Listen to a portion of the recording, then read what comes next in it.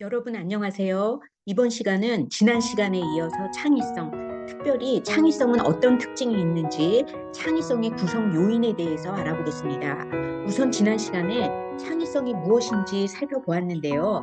특히 학자들은 새롭고 적합한 무엇인가를 산출하는 능력으로 정의하면서 새로운 아이디어뿐만 아니라 새로운 아이디어가 우리들의 일상생활에 적합하게 적용되어야 한다는 것에 중요점을 두고 정의하고 있다고 말씀드렸어요. 그렇다면 창의성에는 어떤 특징이 있을까요? 이것은 창의성의 다양한 차원들, 창의성을 구성하는 요인들을 살펴보면 알 수 있는데요. 창의성은 바위처럼 한 덩어리로 만들어진 것이 아니에요. 마치 여러 알갱이들이 몽실몽실 이어져서 한 덩어리의 포도가 되는 것처럼 창의성에는 여러 가지 측면들이 서로 어우러져서 하나의 창의성을 설명하고 있어요. 가장 일반적으로 창의성을 인지적인 측면, 비인지적인 측면 또는 이것을 성격적인 측면이라고도 이야기하고요. 창의적인 과정적 측면, 산출물의 측면, 가정 환경과 학교 환경 측면으로 나누어서 학자들은 설명하고 있어요. 그런데 저는 이것을 너무 복잡하니까 인지적인 측면, 비인지적인 측면, 사회 문화적인 측면 이렇게 세 가지로 구분해서 설명을 드리겠습니다. 인지적인 측면에 초점을 둔 창의성은요, 문제 해결이나 통찰과 같은 지적인 능력의 한 특성으로 창의적인 사고를 보는 관점입니다.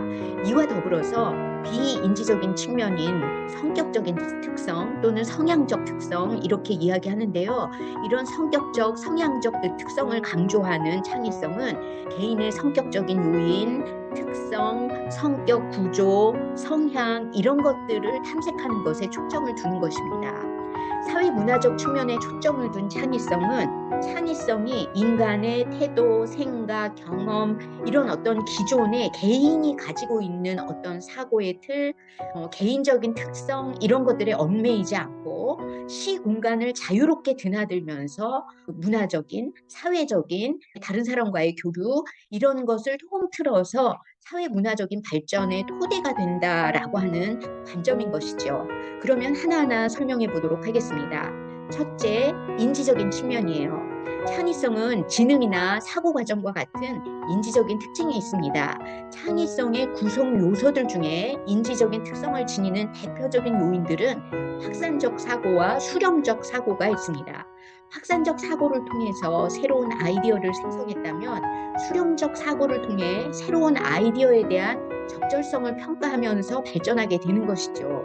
그리고 이걸 토대로 당면한 문제를 해결하는 것까지 이어지게 됩니다. 따라서 이 두 가지 사고는 서로 상호작용하면서 긴밀하게 협조해야 한다는 특성이 있습니다. 그러면 확산적 사고라고 하는 것은 무엇일까요? 인지적인 접근의 아주 대표적인 학자인 길포드는 창의력의 기본이 되는 사고 능력을 확산적 사고로 보았는데요. 확산적 사고에는 유창성, 융통성, 독창성, 정교성 이런 사고의 특성들이 대표적이라고 할 수 있습니다. 유창성이라고 하는 것은요, 사고를 원활하고 민첩하게 해서 많은 양의 아이디어를 산출하는 것과 관련된 사고 기능이에요. 유창성은 창의적인 사고 과정에서 비교적 초기 단계에 많이 요구되는 기능이고요. 부분적으로 기억력을 요하는 사고 능력이라고 할 수 있어요. 융통성이라고 하는 것은요, 고정적인 사고의 틀을 벗어나서 다양한 각도에서 다양한 해결책을 찾아내는 능력이에요.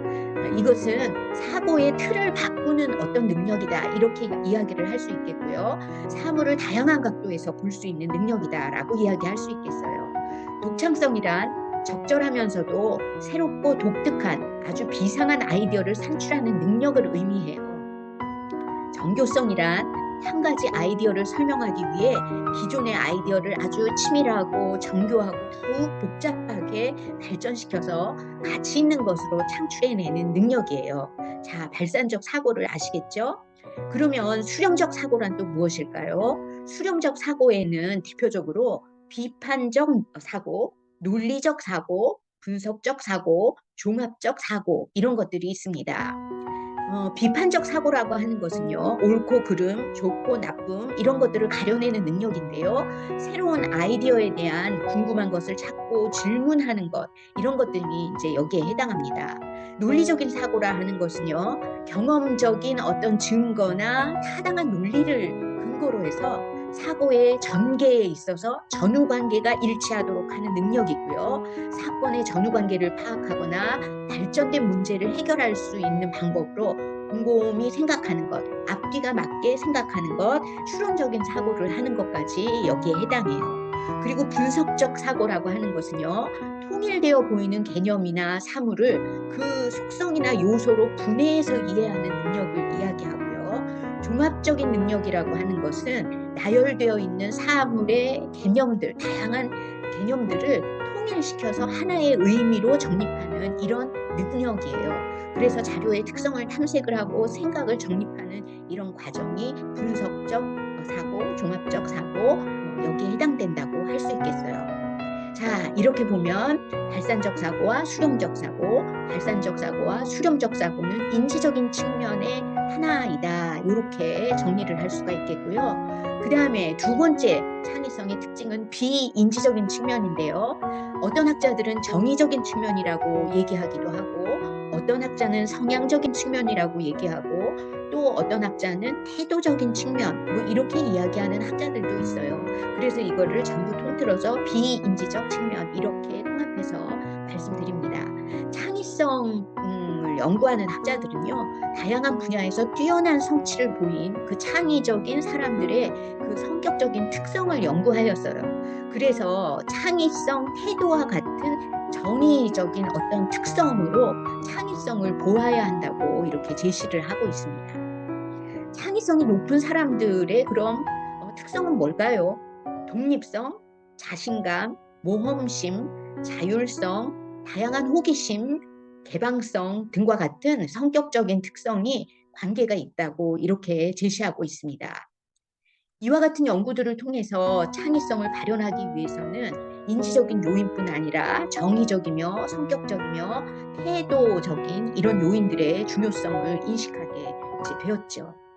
예를 들면 피르토라고 하는 학자는요, 상상력, 통찰, 개방성, 민감성, 끈기, 융통성, 모험하기, 자기 효능감, 애매모호한 상황에 대한 참을성, 의지 이런 것들을 창의적인 어떤 특성으로 보았습니다. 이 이외에도 많은 학자들이 창의적인 성향에 대한 연구를 하였는데 노벨상을 받은 사람들은 어떤 창의성이 있을지 그 사람들의 창의적인 특성, 그 다음에 아주 우수한 창의적인 예술품을 남긴 그런 사람들의 특성, 그 다음에 에디슨과 같은 발명가의 창의적인 특성 이런 것들을 인지적인 요인으로는 설명되지 않는 태도, 성향, 성격 이런 것들을 설명하면서 이것이 바로 창의성의 특성들이다 이렇게 제시를 하였습니다.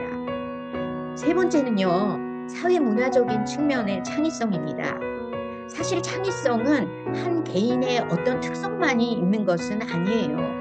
오히려 창의성은 개인을 넘어서 사회적, 문화적 맥락에서 상호작용하는 가운데 일어나는 어떤 현상이라고 하는 것이 어쩌면 더 설득력이 있을지도 모르겠습니다. 왜냐하면 창의성은 여러 사람의 협동적 상호작용의 결과물이기 때문인데요. 창의성이 생성되고 적용되어 온 그런 과정들을 우리가 잘 살펴보면 창의성은 특별한 개인을 중심으로 한 것이 아니라 집단적으로, 사회적으로 서로가 서로에게 영향을 주고받는 방식으로 변화되고 발전되어서 적용되어 왔다. 이렇게 이야기할 수 있겠습니다. 예를 들면요. 마차를 타는 사회에서 자동차를 타는 사회로 우리는 발전해 왔고요. 문화적인 어떤 콘텐츠들이 생겨나는 거 했고요. 이런 것처럼 한 사람이 창의적인 아이디어를 내면 다른 사람이 이것을 사회 환경에 맞추어서 적용하고 이것을 다시 또 수정하고 보완하고 이렇게 하는 형태로 발전되어 왔다는 거죠. 이 때문에 사회가 발전하고 문화가 발전할 수 있는 것이고요. 이는 개인과 사회 환경 사이에 그 끊임없는 창의적인 상호작용의 결과라고 할 수 있어요. 이러한 측면에서 여러 학자들은 가정 환경이나 학교 환경이 포함된다고 얘기를 하고 있고요. 또 부모와 학교, 교사와 친구들, 이런 가정 환경과 학교 환경의 어떤 심리적, 정서적, 또 물리적인 지지가 이런 창의성이 발현이 되고 유지되고 적용되고 하는 과정보다 먼저 선행되어야 하지 않을까, 이런 이제 생각이 듭니다. 만약에 이러한 지지가 없었다면 자라나는 창의성이 유지되지 않았을 것이기 때문이죠.